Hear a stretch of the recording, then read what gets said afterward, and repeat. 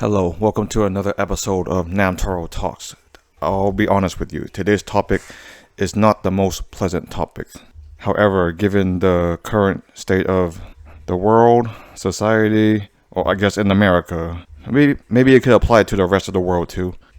Applying to past, present, and future, a little bit of history, a little bit of experience, but it needs to be called out and talked about. I am talking about hypocrisy and abuse. I know these are both two very broad topics, two very negative topics, possibly even triggering topics. However, they are an aspect of life, and we don't do ourselves any favors just ignoring them or sweeping them under the rug.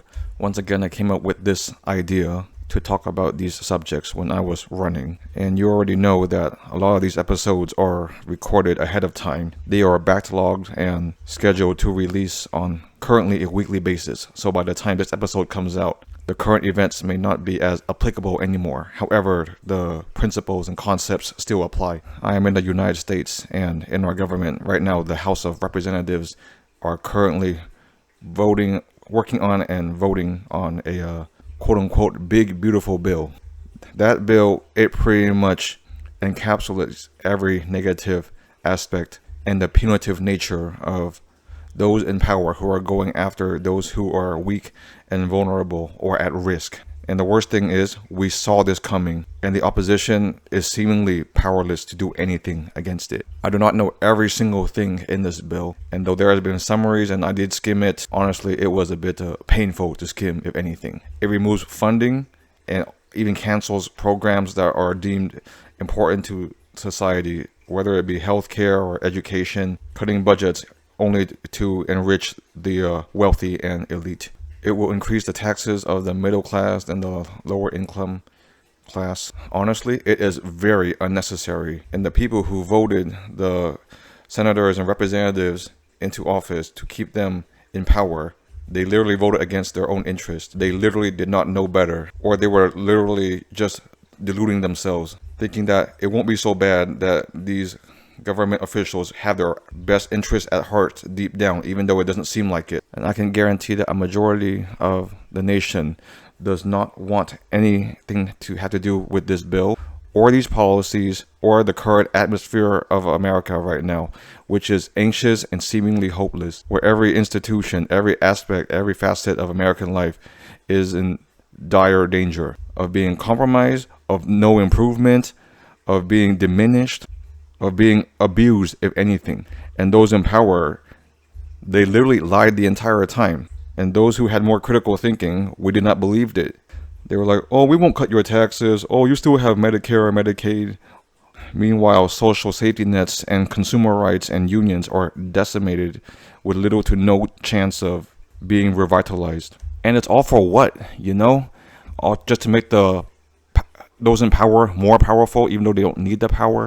I mean, how much control do you need? How much money do you need? Those at the top, they are not the only people in the world, but in their delusional mindset, they are. And that's all that matters to them. Not to mention jeopardizing our relationships with every other country in the world. Like, America was supposed to be the beacon of hope, the shining example. But now that's being called into question, and that allows bad actors and other competing powers to fill the power vacuum. Like, these relationships, these policies, our current standing, it wasn't built overnight. It took decades to build. Like I've reiterated many times on this series, I don't intend this to be a political series. However, I just can't help that it just ends up political, or the topics I talk about, but it's not solely focused on politics or American politics per se. Its principles and concepts apply to other aspects of life, because a government is supposedly in charge, right? They're supposed to take care of you, help you out, keep the order, have the rules and the laws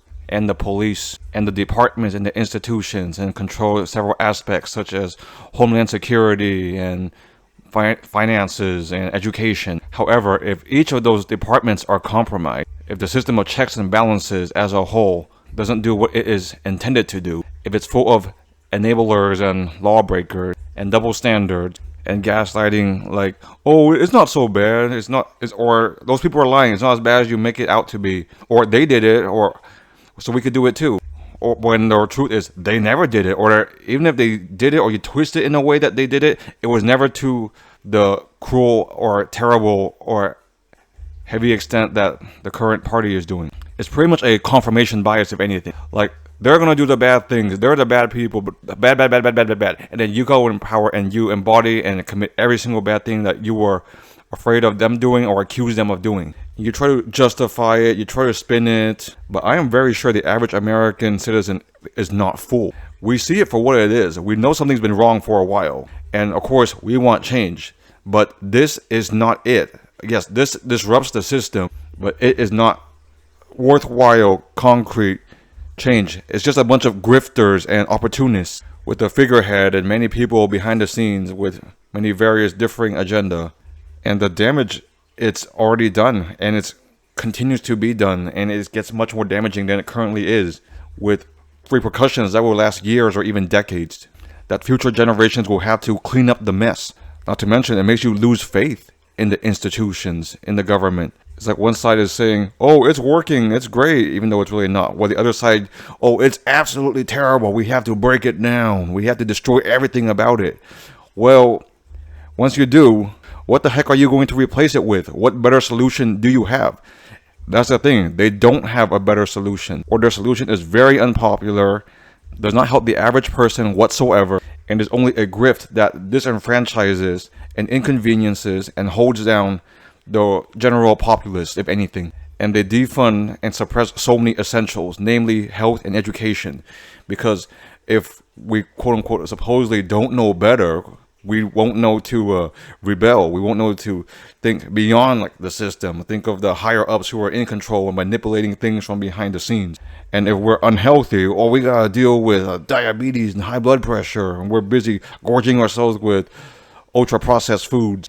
Meanwhile, that will send us to the hospital, which we can barely afford to pay for due to the warped insurance system. So they keep us busy and scared and anxious and frustrated. Honestly, they are abusing us. They are willingly doing so. They have done so for years, but they're lying to our face that, oh, we're not abusing you. We want to take care of you. We want to help you, but it's just not in the cards right now, or this is the best solution we could do. I mean, how do you believe in something like that? After you've been hurt and held down and ignored, not just you, but your friends and family, your community. It's happening to you for years or even generations. Like, the government is supposed to work. It's supposed to provide solutions. But in the end, it's deluding us to just make us feel good. Or they're working on a solution. We have a concept of a plan. Yeah, it's not just government in general. I'm talking about people in situations, and whether it be a company you work for or a school you were in, or even relationships with certain family members or people in your circle. Sometimes they're narcissistic or abusive.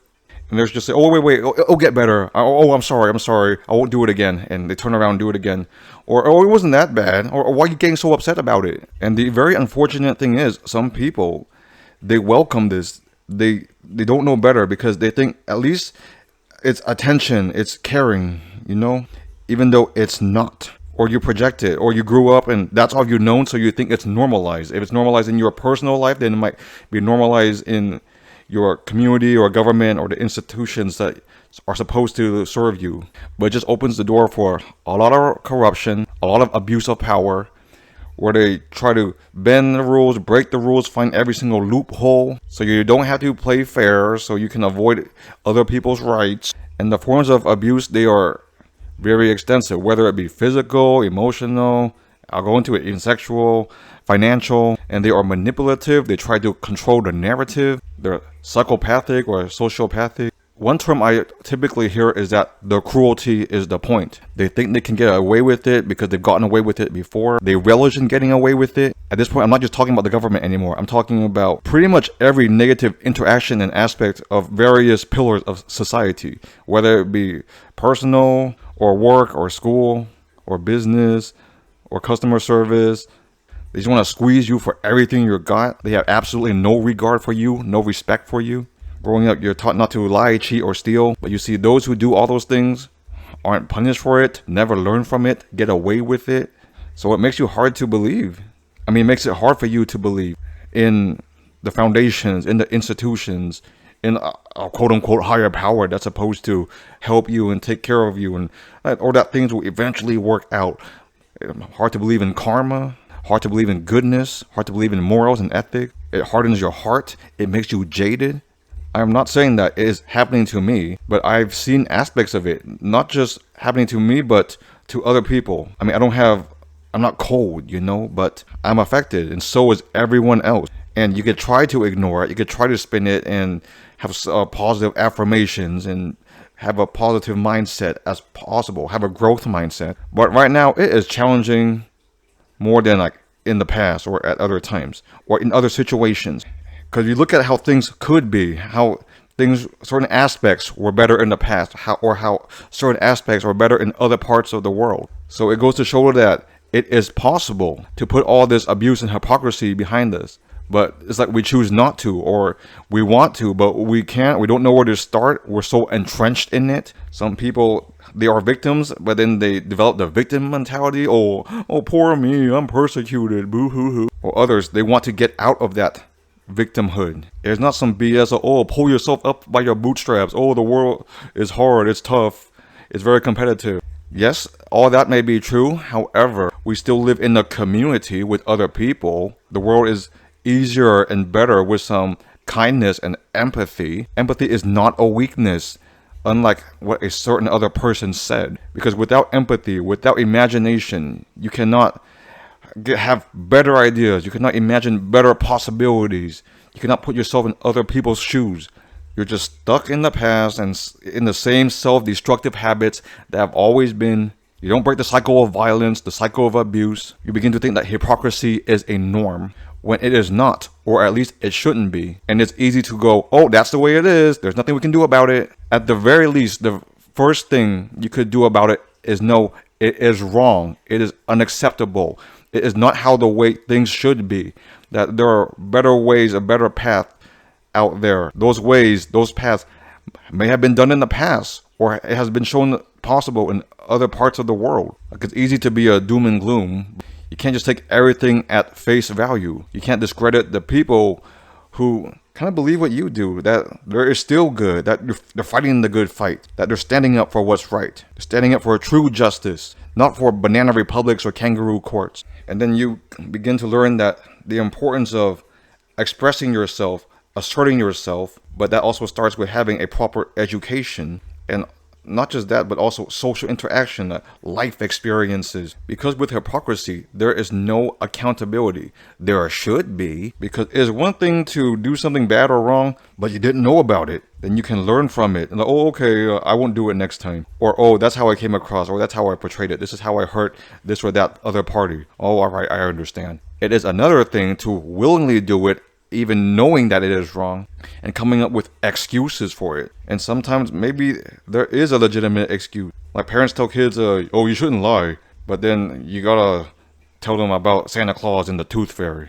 Because like I said before, what if everyone else emboldened all these negative qualities and they're all hurting each other, they're all lying and cheating and stealing from each other and abusing each other, and there is no moral code, there is no standard? What kind of world would that be? Of course, the higher institutions like the government or the elites, they're supposed to set the example. But right now, they are not, to say the least. And they're being controlled also. They're being compromised. There's huge giant equity firms around the world like BlackRock and Vanguard who are controlling governments and industries and geopolitical conflicts all behind the scenes. Like, why should anyone or anything have that much control or power? Because it cycles back to abuse. Another thing about abuse is that you feel like you owe the abuser. It's like, I did this for you in the past. Or this other person did this for me. How come you don't do it? So those with, delusion or little assertiveness or little self-esteem or little critical thinking, they think, that's right. Yeah, you're right. I should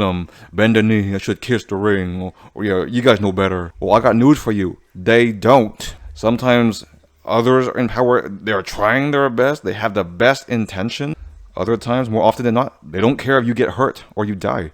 They willingly violate you. Yes, just a brief tangent. I don't know how long this episode will be, but given the nature of it, I'm very sure you don't want me to talk about this for about 35 minutes. Even I don't want to.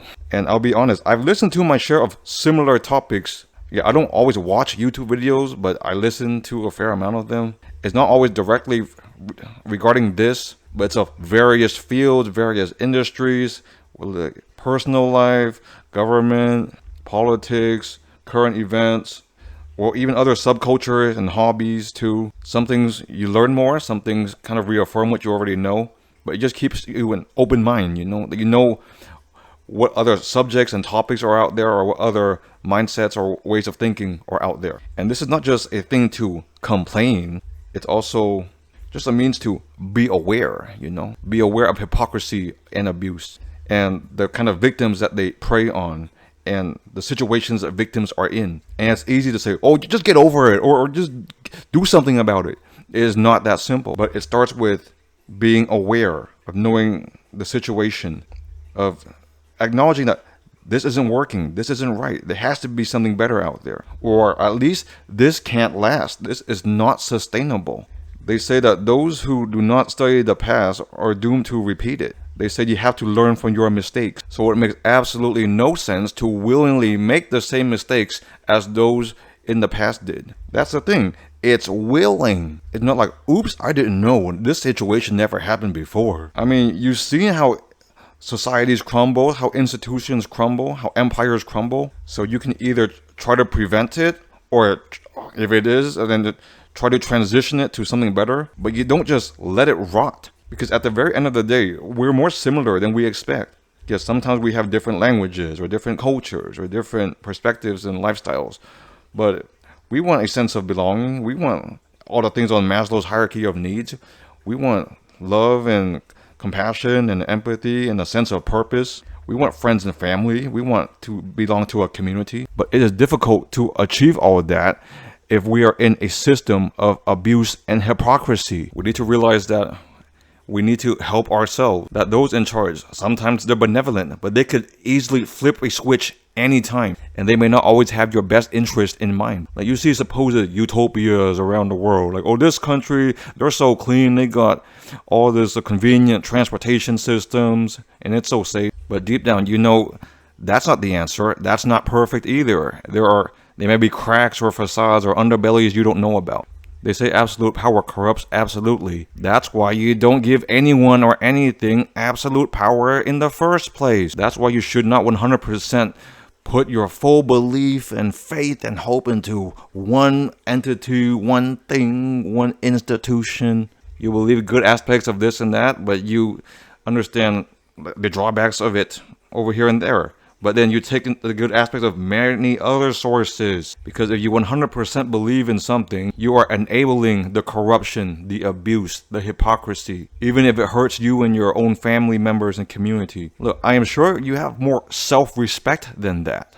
There has to be points where you draw the line, like enough is enough. But every time they cross a line, you draw a new line, and they keep crossing, you draw it, and you just keep changing the goalposts. When does it end? When is it ever enough? At that point, it's like you just love being bullied, or you are so brainwashed that you don't even know that you are bullied. And people will say you have to stand up to bullies, and it is not easy, and you could get hurt. However, what is the alternative? Not only will you keep getting bullied, but the bully will have other victims, and others will join the bully and the bullies. And before we know it, we have a society where bullies rule and everyone bullies each other, and the authority figures enable the bullies, or the authority figures are the bullies. And I know the topics I'm talking about, it may be the least of many others concerned, because right now, many people are struggling out there. You might have a bleak job market, you might be in a lot of debt, you might be personal problems going within your household, you may not have achieved a work-life balance. I understand all that. I went through similar things before too. I'm not saying that you have to care about these topics so much that it drives you crazy. I'm just saying you just gotta be aware. You know where you stand, you know who's quote-unquote in charge of you. Not really in charge of you, but I guess the institutions that you're part of, and what you owe them, what they owe you, what's mutual, what's commensurable, but also not really what's below you, but what are you responsible for? What can you take care of? Also, what's in your control and what's not in your control? Because you know where it all leads to? Because if the higher powers and the institutions and your job or your work or your school or the people around you in your community bully and abuse you and are hypocritical towards you, you end up doing that to yourself. And you yourself should be the last stand. But if all you care about is just feeling good or believe in convenient truths, then you are very lost, and you have to find your way back out. You need to be found. And there might be those with good intentions who want you to be found. But if there isn't, you have to do it yourself. And it goes both ways. It can go top down and bottom up. It's like you don't have a good opinion of yourself, so you're easily controlled and bullied and victimized and abused. Or if everything is going against you so much for so long, you begin to internalize and believe it yourself, even though it may not be the truth, even though there is a better path, a better way out there for you and for society as a whole. On the other hand, if you're on the other side of it, if you're the bully, the abuser, the hypocrite, the corrupt, you are seriously losing yourself. You are not helping anyone, because that little voice in the back of your head, that whatever conscience or goodness that you had, you are seriously suppressing it. You are literally beating the crap out of it until it's battered. And in your circles, you might have other people who are doing the same things to themselves. But at that point, we don't really have true friends anymore. No confidants, no companions, no connections. It's just a bunch of transactions and associations. A giant network of quid pro quo. And I am pretty sure that is lonely. Even with all that money, all that power, you begin to lose. Who are you? What do you truly believe in? What is worthwhile? What is good? Because at that point, you suppress and beat up your sense of good so much, you've completely forgot about it or 100% lost it. And sometimes you may never ever get it back. Right now, it just seems like everything's out of balance. You know, like the bullies and the bullied, the victimizers and the victimized. And people are lost and they're trying to find their place in this whole situation and trying to figure out what they can do or what's in their control, what's out of their control. But I am very sure that it can't just keep going on like this, because we are teetering off a cliff. We are reaching a breaking point because the power struggle, like, it will switch. It's like the people at the bottom, the people who are being abused or bullied or victimized, they are not going to take it forever. They feel a type of way. They will find a way. And once they do, it will not be pretty. But the thing is, it did not need to be like this. It doesn't not need to be a cycle. The cycle could have been broken a long time ago, and it still can be broken. It's like, what kind of culture do you want? Yeah, we talk about individualistic and collectivist. We don't want to be, oh, everyone has to share everything, but we don't also want everyone's for themselves. It has to be a balance, and that balance cannot be achieved with corruption, hypocrisy, bullying, or abuse. Who knows, I might have more to talk about this topic after I end the episode, but I'm not going to try to milk for time. I guess if there's a takeaway from this, just be aware of it at the different levels, at where you stand among it, or where's your place in it, or what side of it you're on. Like, who's controlling you? Who's telling you who you are, or what you can and cannot do? But yeah, that's all I have to say about this topic for the time being. Once again, thank you for listening, and I'll see you next time.